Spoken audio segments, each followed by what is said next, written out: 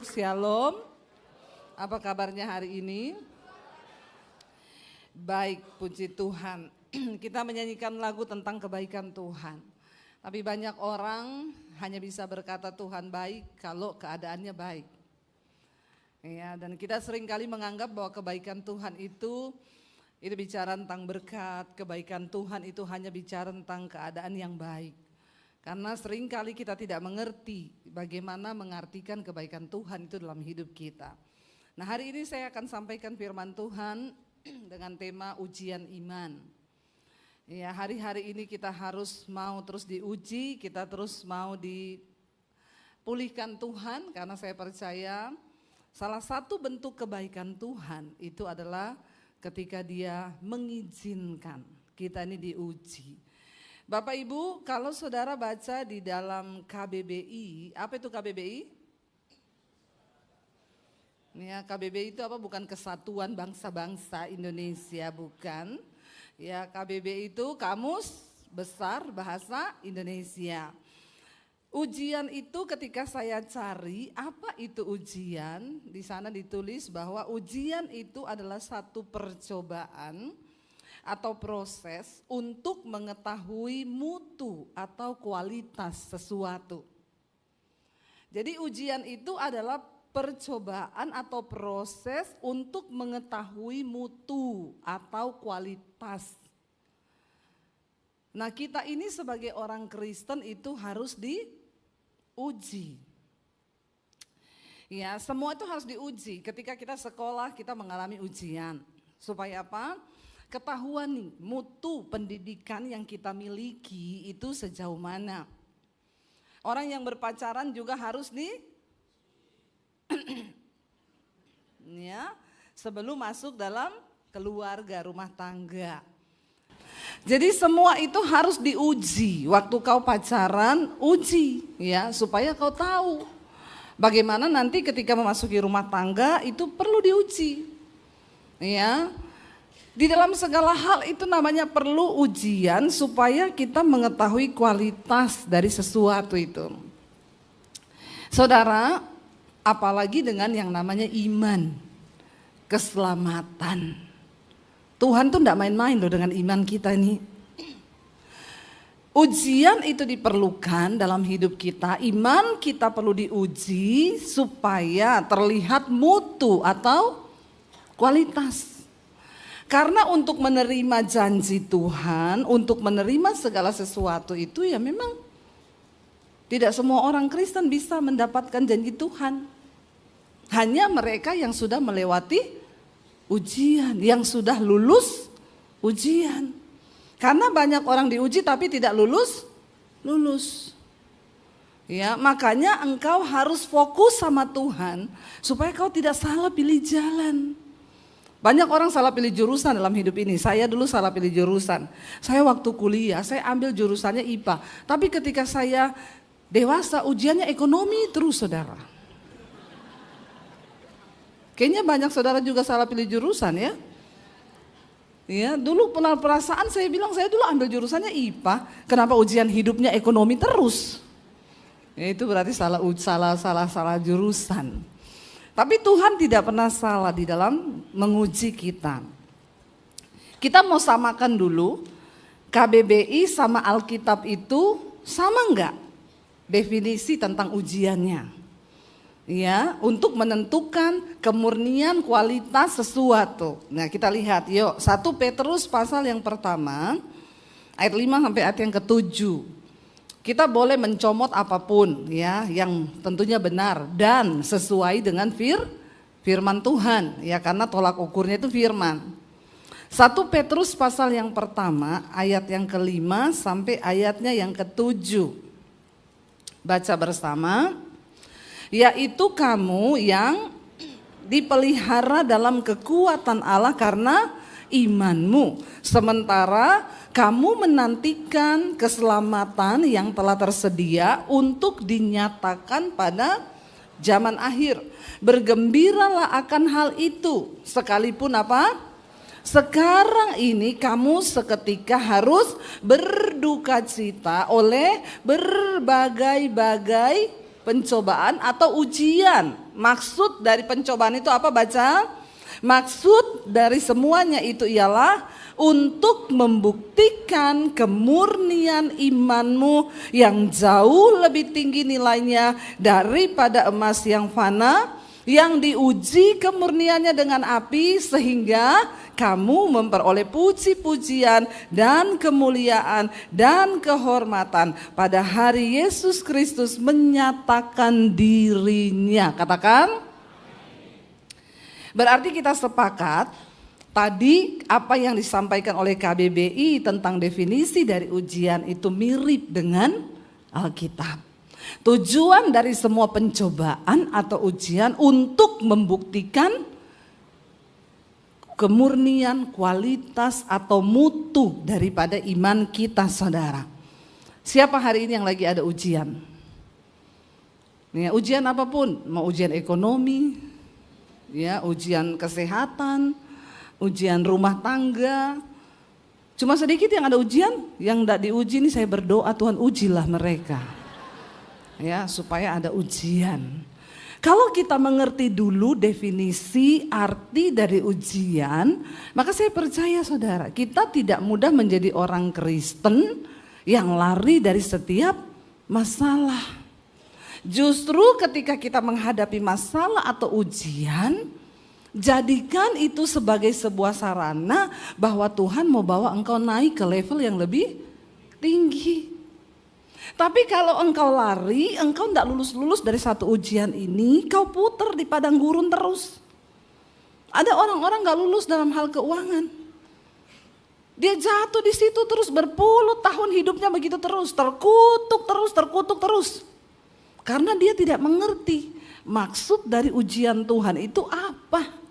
Waktu kita mengerti, kita meresponi dengan cara yang benar, engkau lulus ujian, maka Tuhan akan bawa kau naik ke level yang lebih tinggi, ujiannya beda lagi. Amin. Ujian anak TK sama ujian anak SD itu beda sesuai dengan kualitas pengetahuan. Demikian juga iman. Ada orang umurnya sudah tua 70 tapi ujian imannya masih di anak TK. Ya, karena dia nggak bertumbuh dalam Tuhan. Tapi ada orang yang sebaliknya, dia baru kemarin jadi Kristen, tapi diizinkan Tuhan mengalami ujian yang begitu rumit, ujiannya anak kuliah. Tapi dia lulus dan dia menang. Ingat satu hal, Alkitab berkata Tuhan tidak pernah membiarkan engkau dicobai melampaui batas kekuatanmu. Karena Tuhan yang paling tahu batas dan kualitas kita ini masing-masing. Jadi tidak usah banyak protes. Dilarang protes. Waktu diproses jangan protes. Mari kita lihat bagaimana supaya kita bisa menang di dalam setiap ujian hidup iman kita. Ayo saudara, ini udah tahun 2025. Jangan lagi kau berputar-putar terus di padang gurun seperti di tahun 2024. Tuhan sudah mau datang. Saudara mau kan menikmati janji Tuhan kan? Saya mau tanya, janji Tuhan itu berubah enggak? Enggak. Perkataan Tuhan itu berubah enggak? Enggak. Dia Tuhan yang tidak pernah ingkar janji. Kalau dia berkata dia menyertai hidupmu, dia mencukupi kebutuhanmu, itu ya dan amin. Dan itu bisa dia kerjakan, dia lakukan. Cuma seringkali kenapa kita tidak mengalami? Karena kau belum lulus ujian. Ya, dulu kita kalau ujian di SMA atau SMP ada ujian Eptanas ditulis di papan besar kan. Harap tenang ada. Jadi kalau lagi ada ujian harap enggak usah banyak ngomong, jangan berisik. Enggak usah ribut. Ya, harap tenang ada ujian. Itu Alkitabiah karena firman Tuhan berkata di dalam tinggal tenang terletak kekuatan. Waktu hadapi ujian jangan buru-buru cari jalan keluar. Itu kita. Waktu ada masalah langsung pengen ini siapa yang bisa tolong. Gak pernah lulus kau. Waktu ada ujian nomor 1 tenang. Kalau ada orang mau gitu harap tenang. Ada Bilang kanan kirimu, harap tenang. Lagi ada ujian. Supaya kita lulus, jangan berisik. Kita mau belajar dari satu tokoh di Alkitab. Saya nggak perlu cerita pergumulannya, saya nggak perlu cerita ujiannya karena kita sudah sering dengar. Dia mengalami ujian yang bertubi-tubi dalam waktu satu saat, satu waktu yang bersamaan. Dia mengalami ujian keuangan, harga diri direndahkan, anak hilang, istri hilang, semuanya hilang. Siapa namanya? Ayub, bukan Bambang. Ayub. Saya tidak perlu cerita karena semua saudara tentu sudah tahu kisahnya. Nanti pulang coba baca kitab Ayub dari pasal yang pertama. Supaya saudara jangan alay lebay kau pikir masalahmu paling berat. Ternyata masih ada yang lebih berat dan dia berhasil keluar sebagai pemenang, mengalami janji Tuhan dipulihkan 2 kali lipat. Apa yang hilang Tuhan kembalikan semua, bahkan 2 kali lipat. Tapi ada rahasia dia mengalami kemenangan. Saya pengen kita tiru supaya kita juga, jadi Alkitab ini ditulis supaya kita nih belajar. Perjanjian lama ditulis supaya kita belajar dari tokoh-tokoh di Alkitab. Bagaimana sih dia bisa menang dulu? Buka bersama Ayub pasal 23. Kita mulai baca dari ayat yang ke-10. Ini kunci daripada kemenangan Ayub menghadapi semua persoalan. Ayub 23 ayat yang ke-10 mulai, dia berkata begini saudara, baca bersama. Karena ia tahu jalan hidupku, seandainya ia menguji aku akan timbul seperti emas. Nomor 1, ketika kita diuji, percayalah bahwa Tuhan mengetahui jalan hidup kita. Waktu engkau mengalami persoalan dan tantangan, tidak usah bertanya, Tuhan kenapa, Tuhan kenapa, Tuhan kenapa, kenapa. Harap tenang, ada ujian. Apapun persoalan yang sedang engkau hadapi hari ini, percayalah yang pertama, Tuhan tahu jalan hidupmu, katakan. Karena Tuhan Maha tahu, makanya kau jangan sok. Bilang kanan kirimu, nggak usah sok tahu. Tuh anak kecil pintar itu, nggak usah sok tahu. Benar itu, benar, saya setuju itu. Tekanannya harus begitu, nggak usah sok tahu. Karena Tuhan Maha tahu. Kenapa kita nggak boleh protes? Tuhan itu Maha tahu. Kau belum lihat ujungnya. Percaya saja bahwa Tuhan Maha tahu. Saya waktu mendengar kesaksian dari Bu Serly, ya saudara, Bu Serly itu gubernur terpilih Maluku Utara. Istrinya Pak Beni Laos yang tadinya harusnya calon gubernur tapi meninggal, kapalnya meledak. Dia cerita ketika kapal itu meledak, dia terlempar, ya lalu ternyata kakinya ini mengalami luka bakar yang cukup serius dari telapak kaki sampai di paha. Itu semua melepuh. Ya, terkelupas dagingnya, dia kesakitan, lalu dia diselamatkan, dibawa naik, tapi Pak Beninya belum ketemu. Waktu dia dibawa ke puskesmas, dia bilang itu Bu, di situ tidak ada obat anti sakit, tidak ada obat apapun, dia itu pingsan berkali-kali karena tidak kuat menahan rasa sakit.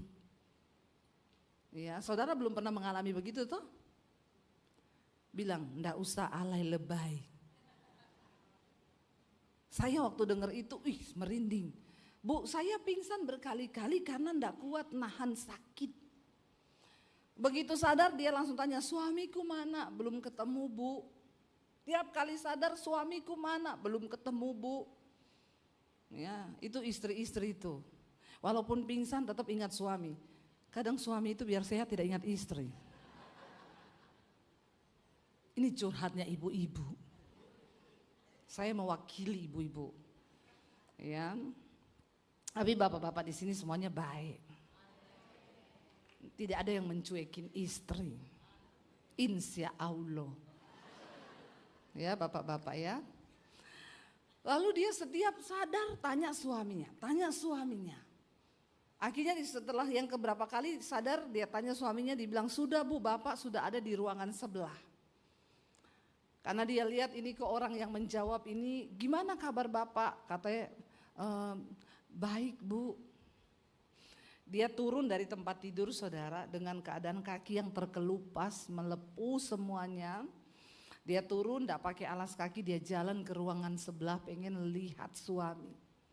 Lalu dia lihat suaminya tergeletak ya dengan napas yang tidak tinggal satu-satu, di situ tidak ada oksigen, tidak ada apa. Jadi dibantunya bernapas cuma pakai tangan.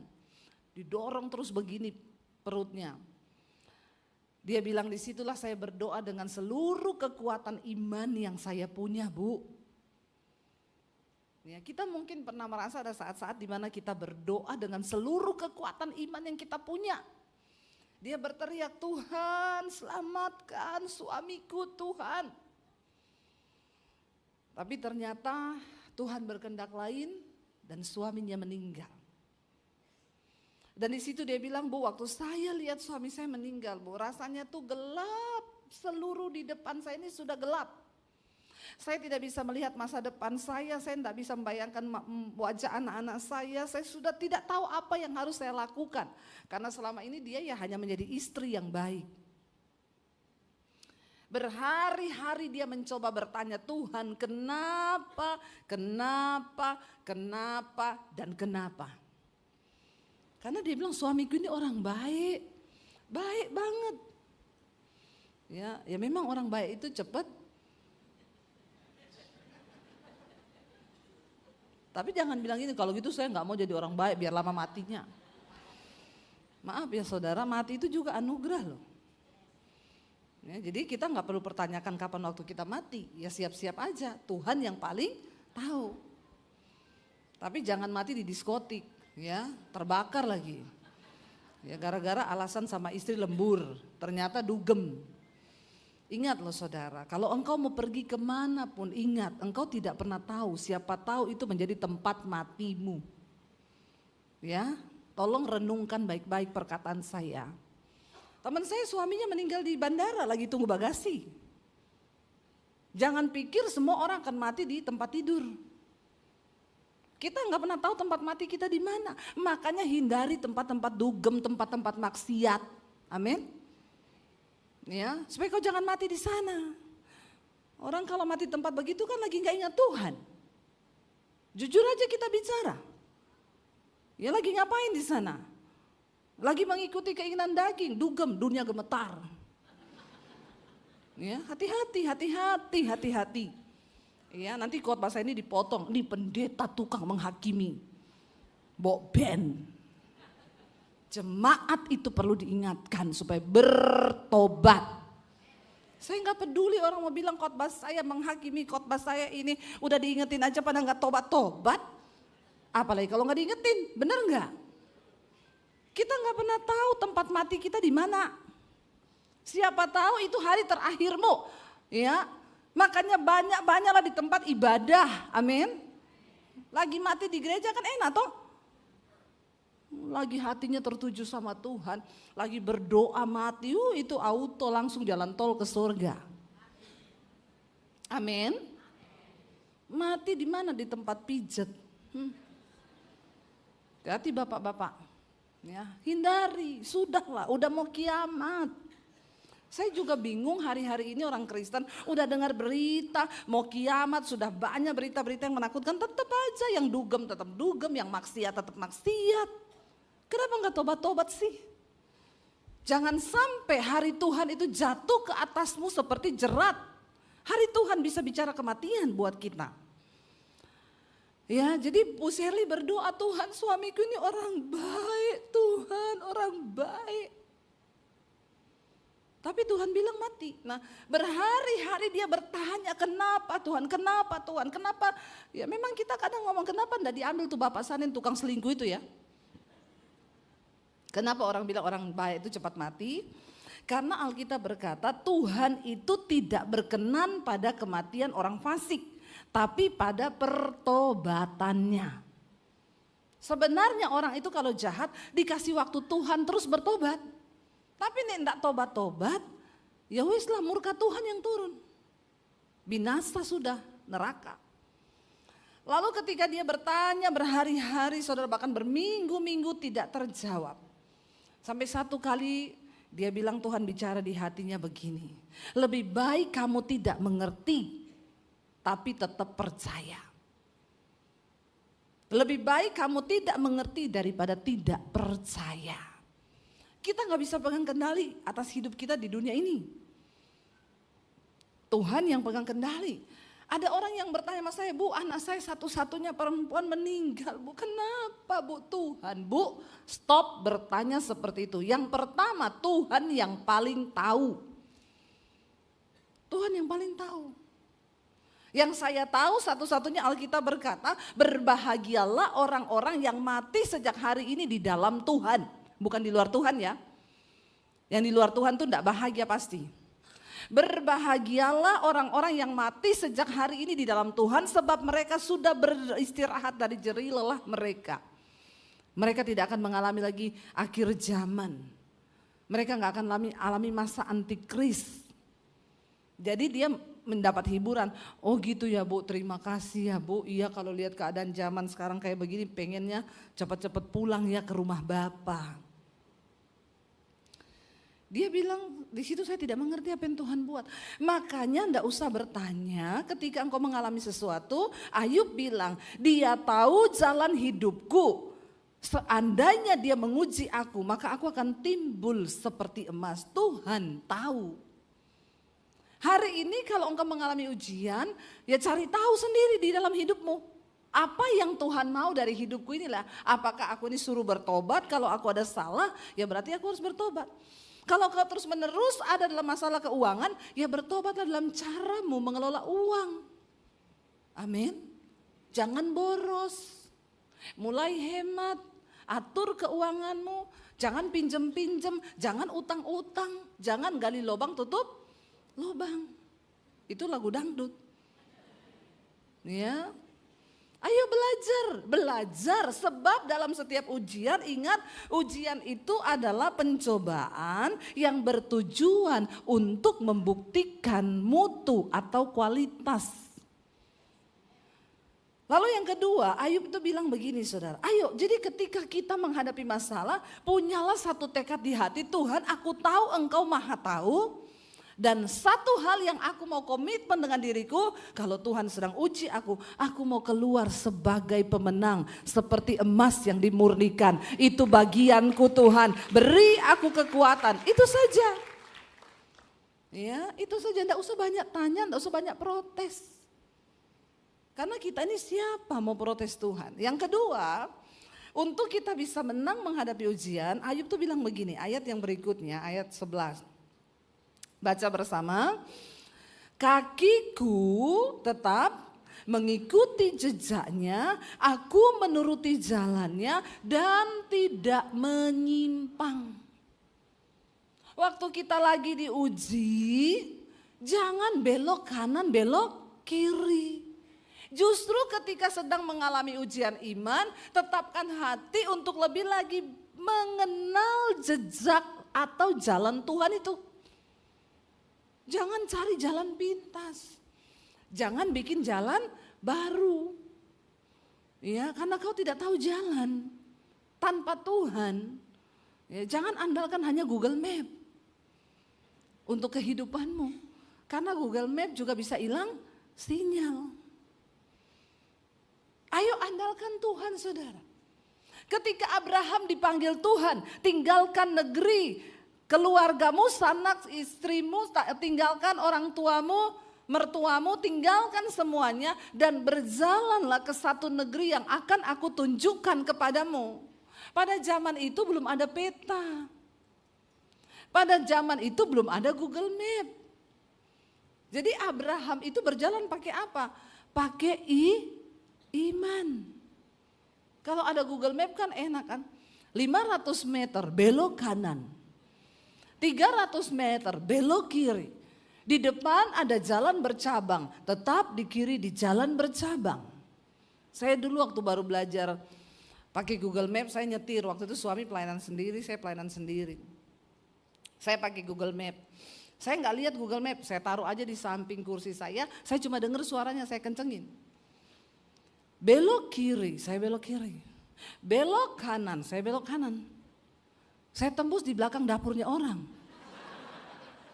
Ada cucian, ada panci, ada belanga. Ini di mana? Mobil saya masuk di situ, di sebelah got. Saya tanya, Mbak, ini jalan tembus, Ibu kenapa masuk ke sini? Ibu, enggak ada mobil masuk sini.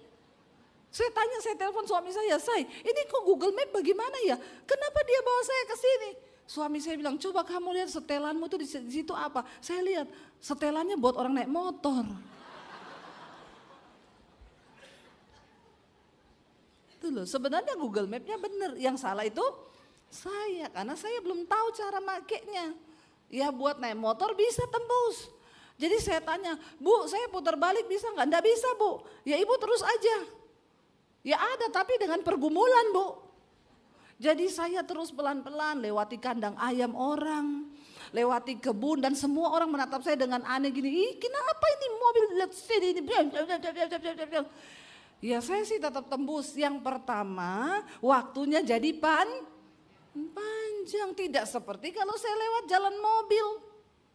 Yang kedua, dimaki-maki orang, saya lewat dapur-dapurnya orang saudara. Hidupmu itu begitu, kalau kau salah jalan, perjalananmu jadi lebih lama, harusnya prosesnya sebentar, jadi lama dan bukan cuma itu. Diunek-unek ke wong. Ki kok lewat sini loh, kok ngene to, ini ganggu aku loh, ini hidupnya ini piye toh. Orang itu kalau salah jalan, hidupnya bikin masalah. Bikin repot orang lain, bikin repot orang tua, bikin repot mertua, bikin repot suami, bikin repot istri, bikin repot anak. Itu orang kalau nggak tahu jalan. Ketika Abraham disuruh Tuhan pergi ke satu negeri yang dia belum tahu, dia cuma bertanya sama Tuhan, kemana? Setiap kali dia sampai di satu kota atau desa, Alkitab berkata, Abraham membangun mezbah. Dia duduk di situ, dia sembah Tuhan, dia cari Tuhan. Lalu Tuhan yang berkata, kamu melangkah lagi ke situ, nanti belok kanan, nanti belok kiri. Maka sampailah dia di tempat yang Tuhan tunjukkan. Hidup kita ini adalah sebuah perjalanan. Makanya kalau ada masalah, jalani aja, jangan lari. Sebab hidup adalah perjalanan, bukan pelarian. Amin. Kalau kau lari capek. Ada orang lari terus, kawin aja lari dia. Bagaimana kawin lari? Capek dong. Orang konseling, iya Bu, soalnya dulu saya ini kawin lari. Bisa ya kawin lari-lari ya. Nggak disetujui orang tua, jadi saya kawin lari. Jangan bikin jalan baru dalam hidup ini. Anak-anak muda, kalau kau pacaran dengan seseorang, lalu kau takut mengenalkan orang itu ke orang tuamu, berarti something itu, buang jauh-jauh. Amin. Karena kau sudah tahu yang benar kok seperti apa. Tapi kadang kau suka bikin-bikin jalan lain.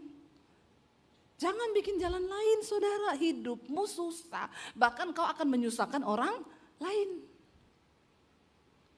Abraham membangun mezbah, setiap kali datang di satu tempat bangun mezbah, tanya Tuhan. Tuhan kasih tahu melangkah lagi.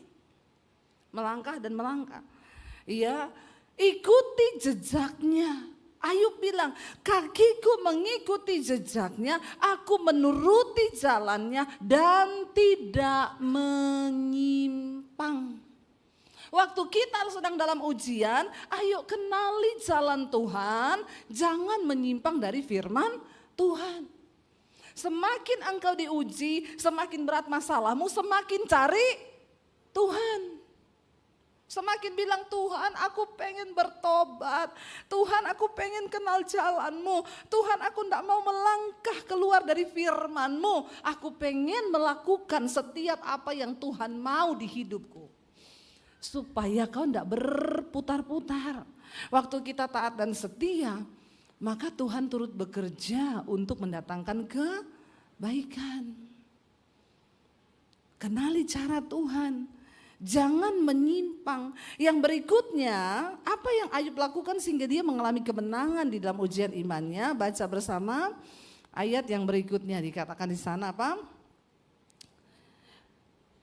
Perintah dari bibirnya tidak kulanggar. Dalam sanubariku kusimpan ucapan mulutnya. Jangan melanggar firman Tuhan, saudara.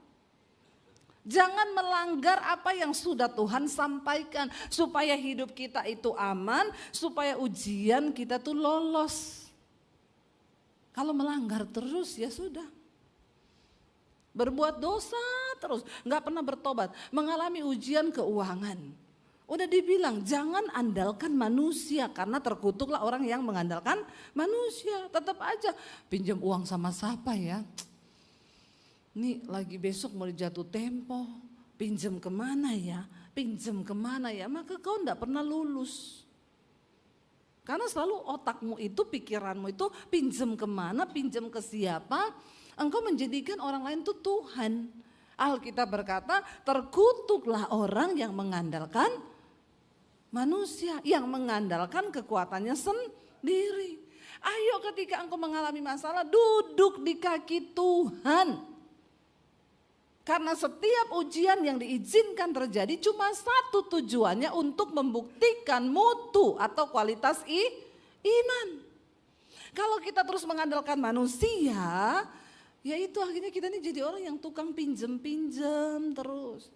Minta-minta terus, pinjem uang terus, belum diganti yang kemarin udah pinjem lagi. Ada orang-orang model begini, orang Kristen. Nggak usah angkat tangan. Saya baptis ulang kau nanti. Saya rendam 20 menit. Supaya buka mata langsung di rumah Bapa di sorga. Ada saudara, saya dulu punya tetangga begitu. Pakai surat. Bu, mau antar surat. Dari siapa? Dari saya. Kenapa pakai surat-suratan ya? Kan kamu bisa langsung ngomong, nanti ibu baca, saya pulang dulu ya. Dia pulang saya baca, Ibu Debbie maaf saya mau pinjam uang 500.000 untuk beli obat.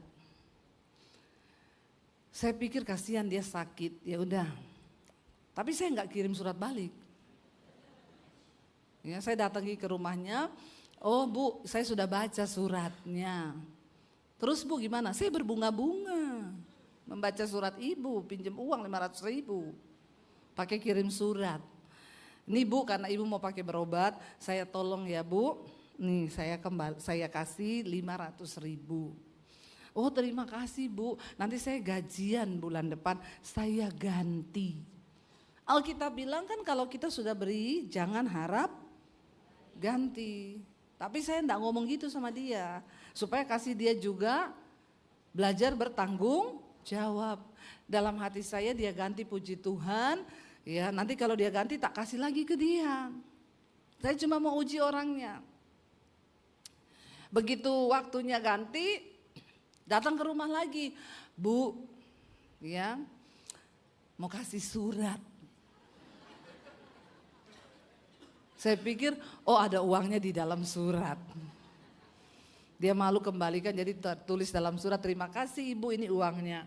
Saya buka, saya pulang dulu ya Bu, iya nanti dibaca ya, iya. Dia pergi, saya masuk ke dalam, saya baca. Bu Debbie minta maaf, saya belum bisa ganti uangnya.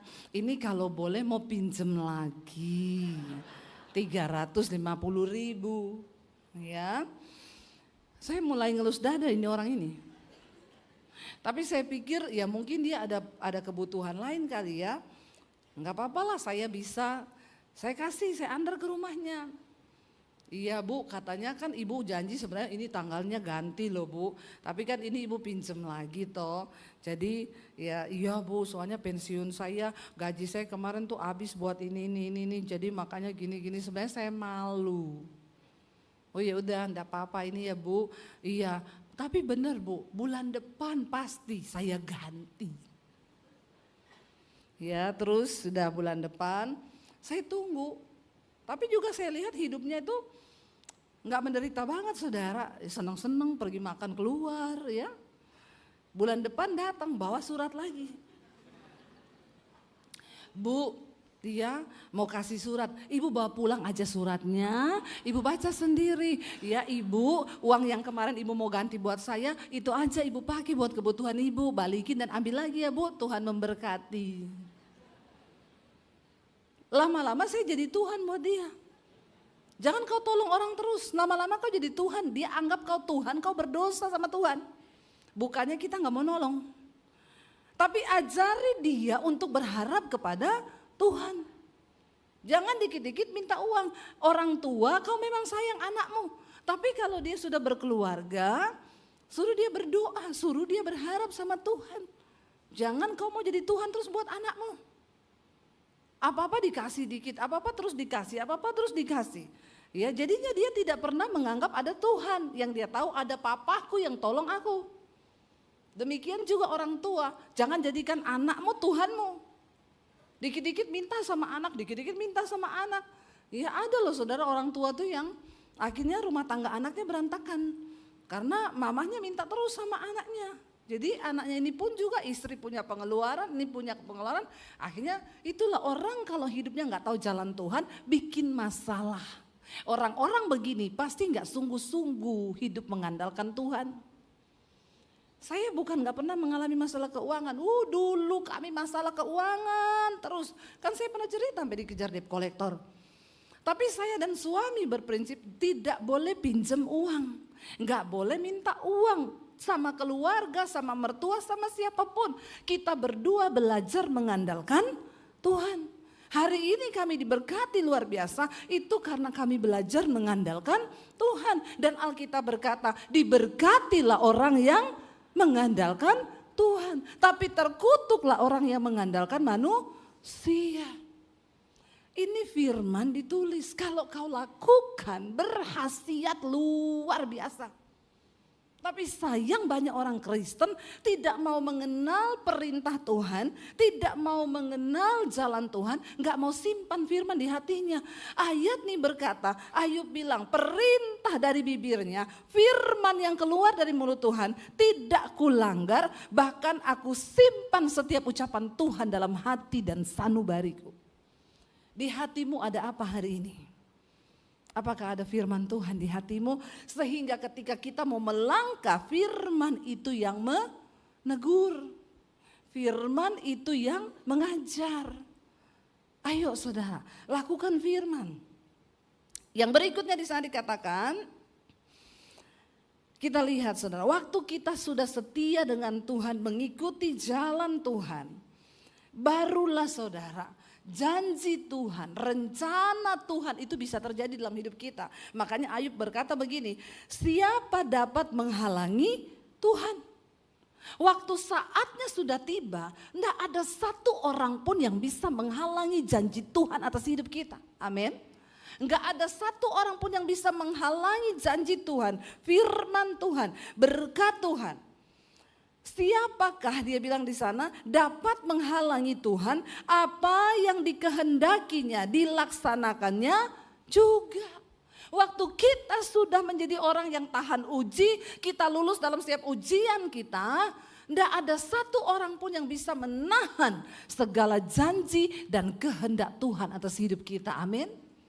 Karena Tuhan berkuasa. Ingat saudara, Tuhan punya rencana yang besar atas hidupmu dan hidupku. Apa yang bisa menggagalkannya? Karena kau tidak lulus ujian. Orang bisa terima penghargaan, bisa terima piagam kalau sudah lulus, dapat ijazah. Bagaimana kita dapat janji dan kehendak Tuhan kalau kita tidak pernah lulus? Nah dikatakan Tuhan itu melakukan apa yang dia janjikan dikehendakinya dilaksanakan juga. Karena apa? Baca bersama dengan suara keras. Karena ia akan menyelesaikan apa yang ditetapkan atasku dan banyak lagi hal yang serupa itu dimaksudkannya. Ingat Tuhan mau melakukan semua kehendaknya, rencananya atas hidup saudara dan saya. Tapi satu hal yang dia minta, ayo lulus dalam setiap ujian iman kita. Katakan amin. Saya undang para imam musik, waktunya habis. Kayaknya belum seru khotbah saya, tapi sudah tinggal 5 menit lagi. Saudara, ayo kita lulus ujian. Saya ingat, saya bersaksi saudara, waktu saya ada di Jakarta, kami dipanggil dari Solo masuk ke Jakarta. Saya ingat kisah ini karena tadi kita ngobrol di yang cerita tentang kesaksian. Kami dibawa Tuhan ke satu gereja yang lumayan, ya di situ ada pengusaha kayanya. Saya dan suami jadi pengerja di sana, kami kerjain semuanya. Setiap bulan kami dapat persembahan dari gereja dan dari pengusaha yang ada di gereja itu. Jadi untuk keuangan kami sudah tidak bermasalah. Bahkan anak-anak saya pindah dari Solo ke Jakarta juga pengusaha itu yang suruh bawa semua ke sini, bawa anak-anak, bawa. Dia bayari kami rumah kontrakan, setiap bulan kami dapat persembahan di luar uang dari gereja. Tiba-tiba ya pengusaha itu sangat menghormati saya dan suami. Dia suka dengan khotbah-khotbah saya. Tiba-tiba saya dipanggil oleh Pak Gembala dan dia bilang gini, Bu, mulai bulan depan ibu ndak usah khotbah lagi. Haleluya. Itu ujian. Harap tenang. Lalu saya bilang gini, kenapa ya Pak saya nggak boleh khotbah? Ya itu sudah keputusan saya. Ibu nggak perlu tahu alasannya apa. Jadi bulan depan ibu nggak boleh khotbah. Tuh saya bilang berarti saya boleh khotbah di luar. Oh nggak boleh. Ibu tuh di sini full timer. Jadi saya di sini ngapain? Ya ibu duduk di kantor ngetik-ngetik. Nggak usah lihat singers yang lewat. Lihat saya aja bapak-bapak ya. Ini semua matanya. Biasa aja keles. Jangan gagal fokus. Lalu ya saya dibilang nggak boleh ibu di sini ketik-ketik di kantor karena ibu full timer. Nggak boleh khotbah di luar. Saya tuh masuk di ruang doa. Tuhan secara manusia, kalau kami bertahan di sini keuangan kami aman. Anak-anak sekolah dibayari, semuanya dicukupkan. Kami dikasih mobil, rumah kontrakan dibayari, kebutuhan hidup dibayari, aman. Tapi waktu saya berdoa Tuhan bilang, aku panggil engkau bukan untuk aman. Karena tugasmu menyampaikan kebenaran. Kalau kamu sudah tidak menyampaikan kebenaran, berarti kau harus keluar dari sini. Ini bukan tempatmu. Lah Tuhan gimana dengan kehidupan kami?